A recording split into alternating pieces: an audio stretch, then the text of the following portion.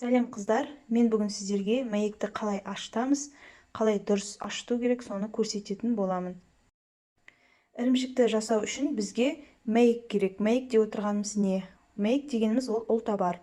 Ұлтабарды біздер қойдың жаңағыдай немесе қозының, жас малдың ұлтабарын аламыз, мінекей. Осы ұлтабарды ішін сыртына айналдырып, әппақ қылып, екі жағын тап-таза қылып жуып аламыз. Жуып болғаннан кейін бұны осылай банкаға сүт құямыз немесе айран. Екеуін біреуін құйып, осылай ұлтабарымызды қойып қоямыз. Бөлме температурасында бұл 1 сағаттай тұру керек.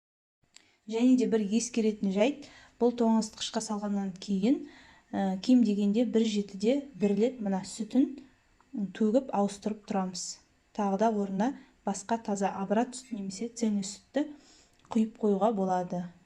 Немесе айранға осылай ұлтабарды ашытып қоюға болады. Содан кейін біздің мінекей мәйегіміз дайын. Осыны мәйек дейміз. Осымен біздің мәйегіміз дайын. Енді ірімшікті осы мәйекпен ірітіп, тәтті қылып, әдемі қылып, сап-сары қылып қайнатуға болады.